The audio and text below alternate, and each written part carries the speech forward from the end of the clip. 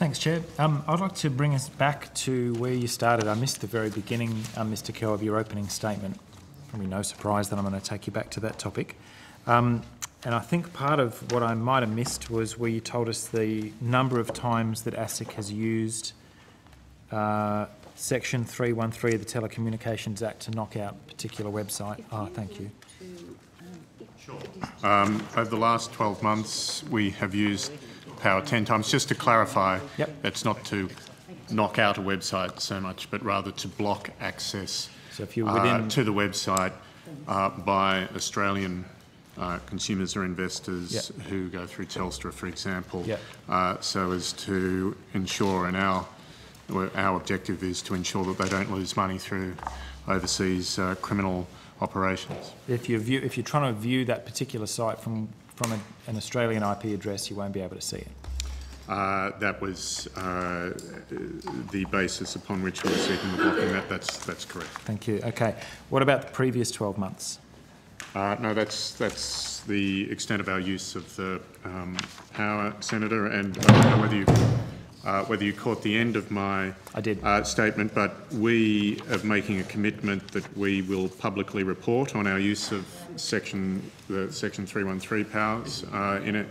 In the case of ASIC, we want to be as public as possible because of the nature of what we're trying to do with this, to target websites. We'd like to know the public to know about that, so we will publicly report on our use of the power. Now, the kind of scammers that you chase, who use sites, I guess, to back up the direct social engineering kind of that's phone part calls, of it, yes. They have existed probably for as long as the internet. Why have you just started using these notices in the last 12 months? Look, friend, do you want to... Yeah, Senator, we made a conscious decision to try and interrupt these criminal activities in the most efficient way that we could. Yeah. But why weren't you doing this 5 years ago, for example? Look, the evolution of our efforts to combat these activities has involved various ways of dealing with the websites over the years. We have tried in the past on numerous occasions to get voluntary compliance by domain registries and other overseas agencies to suspend or take down websites. What we have found is that is not always effective. It can be far from straightforward for overseas-based operations. It can be a form of disruption that is not as timely as we'd like, and time is often the essence in these matters, because if you can stop people getting in early, you can reduce the losses. This appeared to us to present an additional opportunity to limit the exposure of Australian consumers and investors to these sites. Were you, I mean, inspired's the wrong word, I'm trying to work out exactly what the right word would be, but noting that the Federal Police started using that section of that Act to knock out a set of websites that's maintained by Interpol, that mechanism hadn't been used to block content before. Was that what inspired ASIC to start using this method? No, Senator. There had been discussions as part of a task force, I think it's Task Force Galilee, which is aimed at trying to reduce the harm in relation to cold calling scams. And as part of that process, we looked at a whole range of ways that we could interrupt and take action in relation to these illegal activities. Were you aware that the Federal Police were using that method at the time? No, I wasn't aware. You weren't aware? I'm not sure that ASIC was aware either. Okay, so it's by pure coincidence that section of the Act has been there for years and years, and within months of each other, two agencies have started using those notices in a completely unique way. Senator, I'm not aware that there was any sort of discussion that by one agency about its use in relation to one area that they have sort of regulatory responsibility for, and the suggestion that we use it in relation to illegal activities, fraudulent websites. However, there was discussions at the Task Force Galilee level about how to take action in relation to cold calling scams.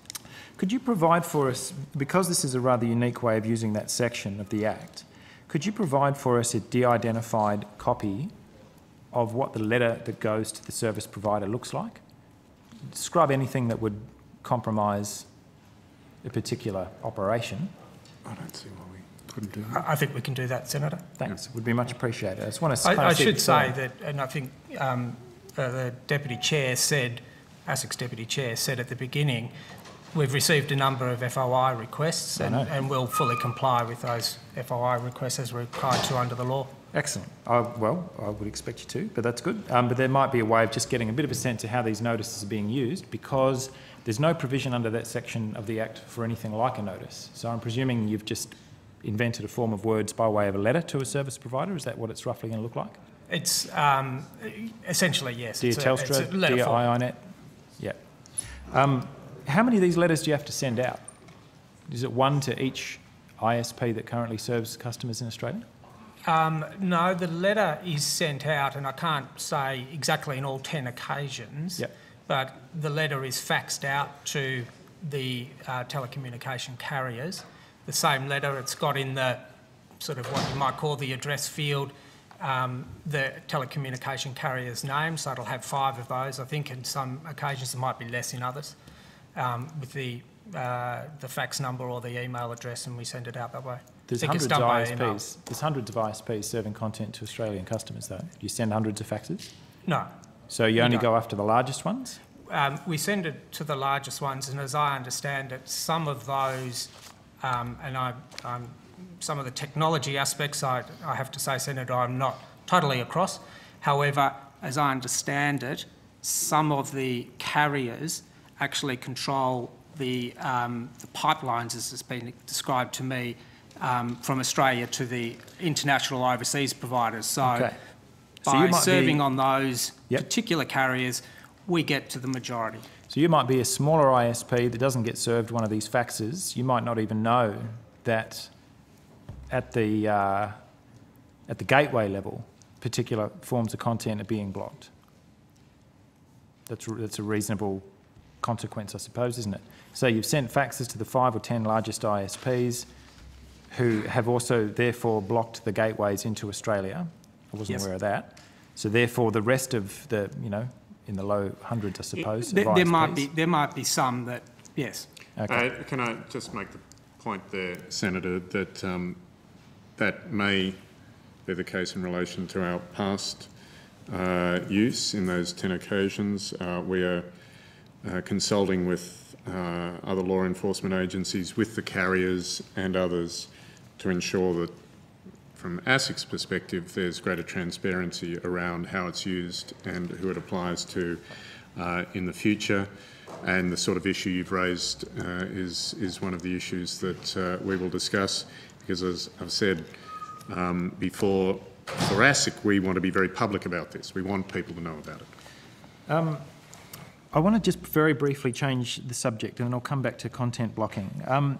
Can I confirm that ASIC supports the retention of telecommunications data and also content? And I'm noting Commissioner Tanzer at the hearing of the Joint Committee on the 27th of September in Sydney was pretty forthright about ASIC's inability to access lawfully intercepted information. So this is relating to the data retention proposals that were forwarded by the Attorney-General to the Joint Committee. Could you just confirm for us that it is ASIC's view that a data retention scheme would be good for the work of the agency? I don't think we've changed our view from what Commissioner Tanzer said on that occasion. I haven't got before me what exactly he said, but... For what length of time do you believe telecommunications data should be retained?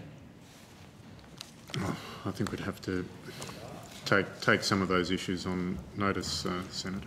If data retention was introduced, Senator, I think it would need to be subject to an appropriate consultation process about length of time and so forth. Yeah. I'm interested to know what ASIC would bring to the table. It would certainly need a degree more consultation than it's had thus far, but what is the position of ASIC? That's why I'm interested in while we've got you here. Well, it's a hypothetical question, I think. No, not at all. It's real and present. Your Commissioner has been telling a committee what ASIC's policy is. I'm just trying to draw you out on some details that weren't canvassed. Sure. For what length of time do you believe data retention should be implemented? For what forms of data, whether it's just the traffic data or the telecommunications data or also of content? And do you support the Attorney-General's view that it should be rolled across the entire population of the country, including, obviously, everyone sitting in this room? Look, I think it would be better for us to take those on notice. We're happy to provide a response. And the purpose of that is to whether or not it would actually improve your record of successfully prosecuting people, as if we could go to actually the cause of why. Okay, so you've taken those on notice. You posted a press release on the 22nd of March that had a bit of pickup, at least in the Fairfax and the online tech press in subsequent days, about the Global Capital Wealth case, which was the one that was subject to the overblocking. When did you first hit send on your fax machine on the Global Capital Wealth instance? On what day? Senator, I'd need to have a look at the exact dates. I should say, in relation to the Global Capital Wealth, and this gives an indication of the sort of thing that we're up against. There was 4 occasions, as far as I know, under different guises, that criminal organisation had websites up on and trying to defraud Australian consumers. Yep. At what date did you initiate that block request? Well, I'm not aware of the exact date, Senator. I'll have to take that on notice. Find out for us. Yep. On what date were you aware that you had overblocked by a factor of about 1,200? I think we were made aware of that on the 11th of April. April? That was not in relation to, as far as I'm aware, the notice served on the 22nd or 26th of March. It was in relation to a notice served, I think, on the 3rd of April. And sorry, can I clarify? It's a request made. We don't serve notices. It's a request made. But it's pursuant to the law of the land. I mean, it's a fairly uncompromising request. You're not asking nicely. You're saying you are now legally obliged to block this content, right? Well, the reading of the section is that the telecommunication carrier has to give reasonable assistance. They do have the ability to consider whether or not it's reasonable assistance, and they could come back to ASIC or to any other requester and raise an issue with us. In the 10 notices, I don't know whether to refer to them as notices, but you know what I mean, the requests that you've issued in the last 12 months, have you ever had an instance of an ISP coming back and saying thanks but no thanks? Not that I'm aware of, Senator. Could you just check that on notice just in case that turns out to be the case? I'll bring it to a close. Thank you. And you've taken quite a bit of material on notice. If you can just, I guess, disambiguate for us the chain of events and the particular block request that led to the overblocking. We can, Senator. It's also my understanding that if somebody does attempt to access any of the websites that you've requested to be blocked, you don't actually get any kind of notification. Nothing comes up. The site's just not there.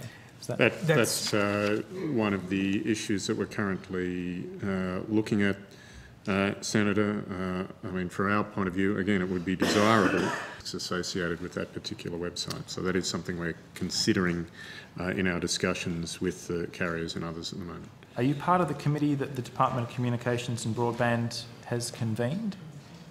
Because we've now got 3 agencies that are blocking in their own portfolios with no central coordination or oversight, no lists, nothing really, an unidentified but much larger number of agencies who could potentially use these notices to block whatever content they think should be knocked off the net. When are you expecting that those discussions will come to a close, and are you participating in that cross-agency working group or whatever it is that Senator Conroy's department has initiated? Senator, we attended a meeting of agencies convened by that department of 22nd of May?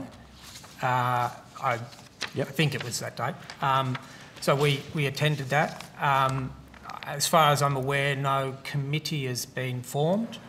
If a committee has been formed, we haven't been not a committee, like a working group or whatever it is. Well, certainly there was indications, and as we've said, we're entirely open to working with other agencies, other law enforcement agencies, telecommunications carriers, to get a process that will achieve the right outcome. Just one last one on notice, if I could, because time is short. Could you provide for us the precise section of, I presume it's going to be the Telecommunications Interception and Access Act 79 that you're resting your power to even issue these notices in the first place, but could you just provide the committee on notice with where you think your legal authorisation to actually issue these letters in the first place derives from, because there's a bit of ambiguity about how you're even able to do that. Like, I can't write to IONET and ask for a website that offends me to be knocked over. You can ask that question. If they can just provide it on notice, it's fine. Government doesn't provide legal advice, that's all. It's not legal advice. I want to know almost how what you're doing is lawful. Yeah. Senator, it's not sites that offend us. It's what, sorry? It's not sites that offend us. It's illegal activities. Yeah, these are people that are defrauding Australians. Yeah, I'm not going to that. On a continuous basis. Well, do you think anything at all that is offending sites that offend? These don't offend. These are illegal. Do you believe that any site anywhere on the net that is hosting content that's arguably illegal should be blocked from Australian consumers by whoever agency's got responsibility? Is that really where this is going? Well, hang on. That's asking for an opinion. I've just been given an opinion. I've just been given an opinion.